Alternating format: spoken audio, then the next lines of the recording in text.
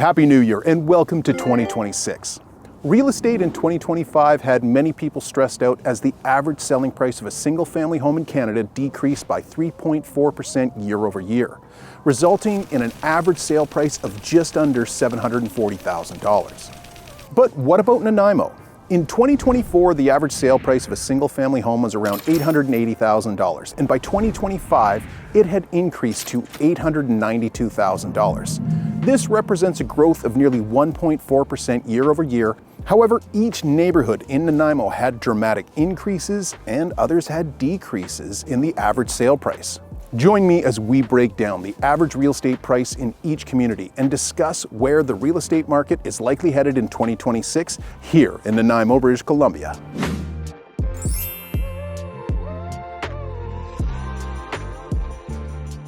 As in all cities, there are neighborhoods with more and less expensive houses that depend on many factors such as location, size, age, desirability, and many other unquantifiable criteria.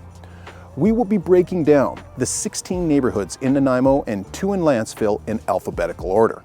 Starting in Breckenhill Hill, the average sale price was around $745,000, which is a 2.9% increase compared to the previous year. This is $14,000 higher than the peak in 2022. Breckenhill is a highly desirable community, boasting stunning ocean views, proximity to downtown, and easy access to the Departure Bay ferries and seaplanes. These are very affordable, but still likely to continue to increase due to the prices of homes here compared to many other ocean view neighborhoods in Nanaimo. Next, we have Cedar, which reached a $973,000 average sale price, representing a 5.3% increase compared to the previous year. Now, this is still far below the peak pricing that we saw in 2022, when the average sale price was like $1.12 million or $1.1 million. Cedar is an excellent community for individuals seeking closer connection with nature, offering expansive properties in a rural setting. However, I do believe prices will always be affected here due to the proximity of the Harmac pulp mill.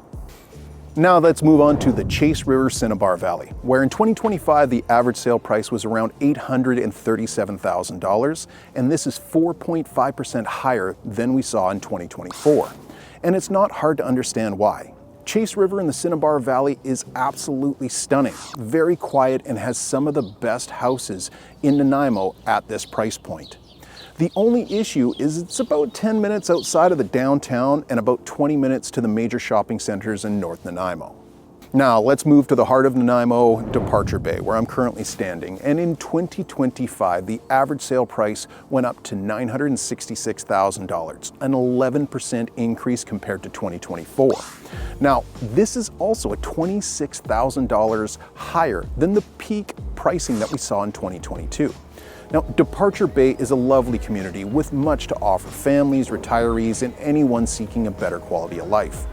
Though the average sale price has increased significantly, you can still find cost-effective homes in this community, many of which have terrific ocean views.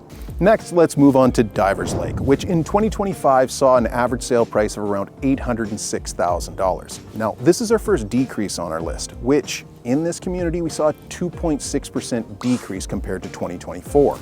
Now, although this is a good community, some of the homes in this area are starting to show their age.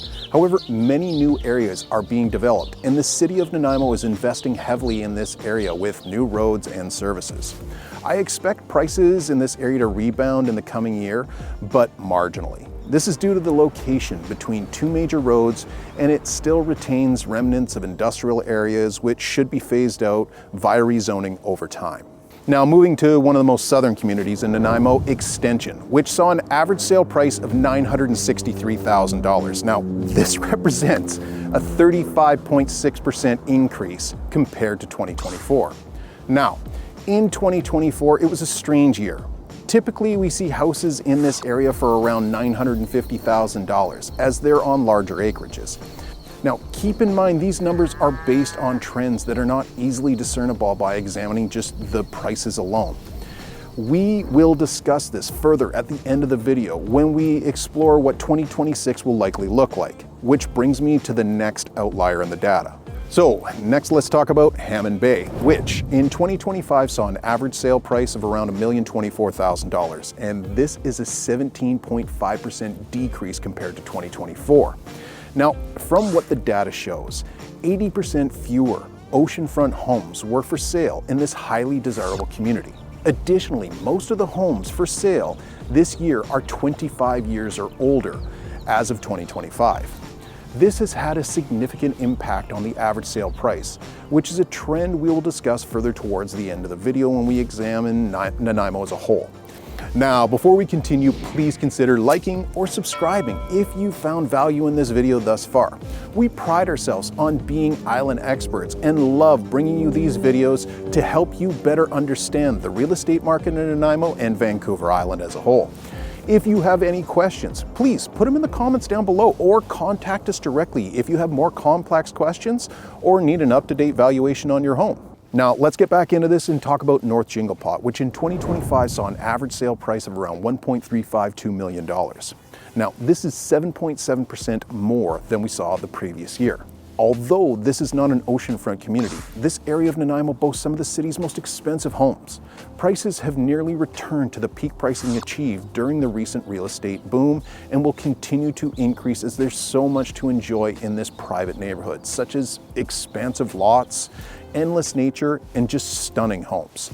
This is also where you'll find many equestrian properties and farm properties.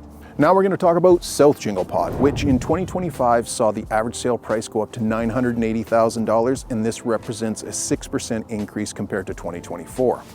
This makes me very happy as this is where my family currently resides. This is a beautiful community located away from downtown, offering access to some of the best parks, views, and schools that Nanaimo has to offer.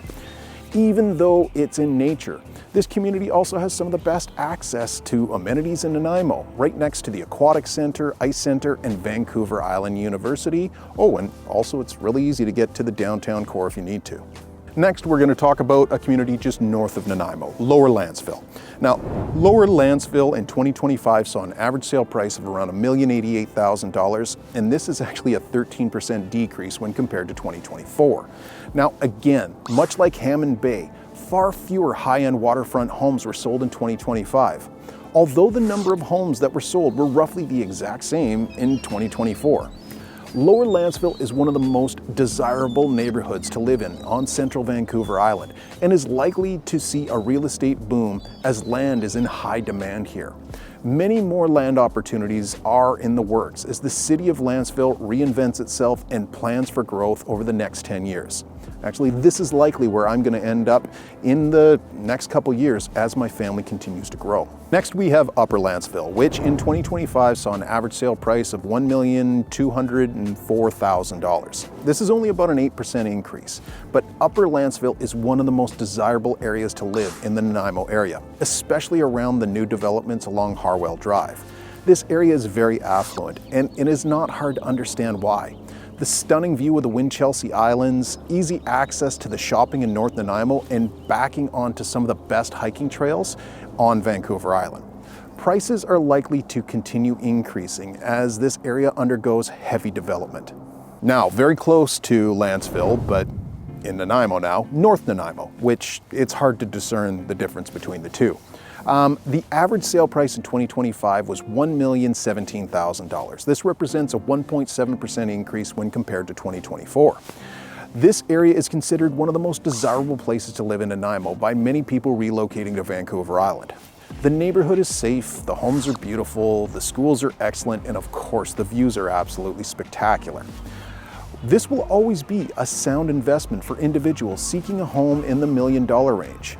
But I see many people now looking just a little bit farther north towards Lantzville for their next home purchase, assuming there's anything available on the market. Now, moving on, let's talk about Central Nanaimo.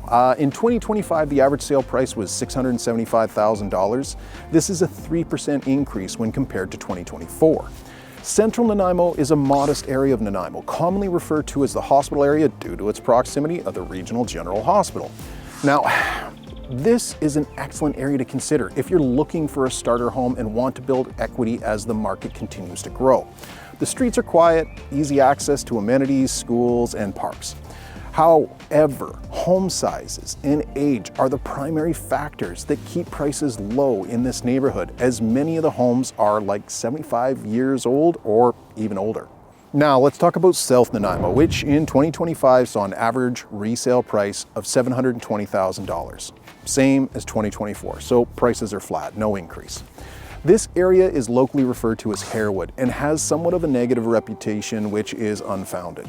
That being said, with prices remaining flat over the past few years, I believe that we'll begin to see increases in this area, as home prices were horribly inflated during the last real estate boom. There is an interesting mix of new and old homes in this neighborhood, and there are many more developments planned in the future. Be sure to check out our video about this area and all it has to offer by clicking this link right up here. Next, let's talk about downtown, or locally known as the Old City, which in 2025 saw an average sale price of $660,000. And this is a decrease of 3.6% when compared to 2024. This historic downtown area of Nanaimo features some of the oldest homes in the city, referred to as century homes.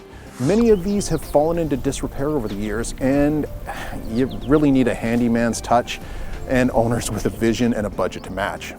Despite the decrease in prices over the last year, prices in this area remain relatively stable, making it a great place to invest.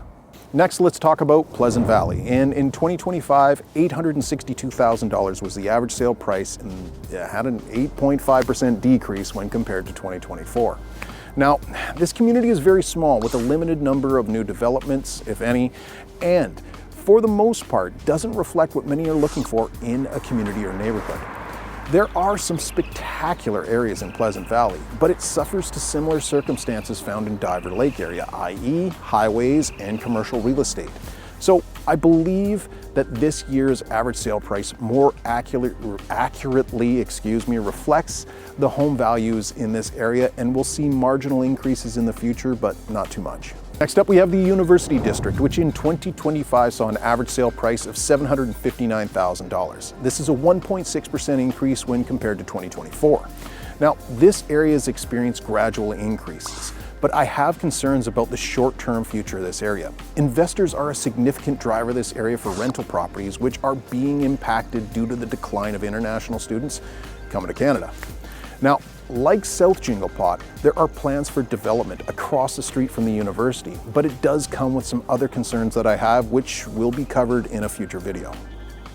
Now finally, you've made it to the end. We are on Uplands. In Uplands, we saw an average sale price of $797,000, which only represents about a 0.7% decrease compared to last year, so flat. Although prices are flat though in this area, I have little concern about the demand for housing in the Uplands neighborhood. This community is situated in an excellent area and will continue to appreciate due to the proximity of amenities, excellent schools, and access to beautiful parks such as Lindley Valley, which I'm looking over right now. It's stunning. Now that we've examined the granular data for each community, let's take a step back and look at Nanaimo as a whole. As mentioned previously, although some areas have seen decreases in the average sale price, that doesn't take into account the type of houses for sale in 2025. If less valuable homes are being sold in a community, that will decrease the average sale price. For example, in Hammond Bay, the average listing price for a home in 2024 was $1.393 or almost $1.4 million.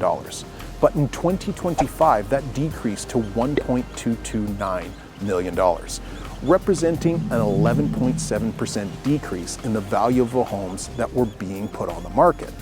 Another interesting statistic is the number of new listings and the number of sales that occurred in Nanaimo. Now in 2024, there was 2,172 new listings and 1,068 sales. In 2025, there was 2,177 new listings and 1,158 sales. That's an 8.4% increase in sales year over year.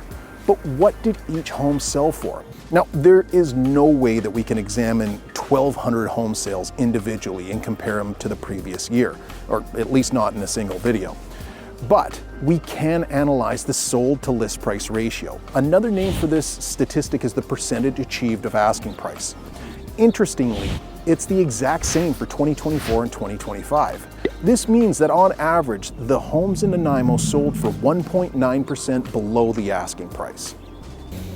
So what does this mean for real estate in 2026? I don't have a crystal ball, but given the trends of the past decade, we can expect to see modest increases in real estate values. Although the Bank of Canada has been hawkish in its announcements regarding rate cuts, I'll expect them to continue to cut the overnight rate below 2%, encouraging more activity from home buyers.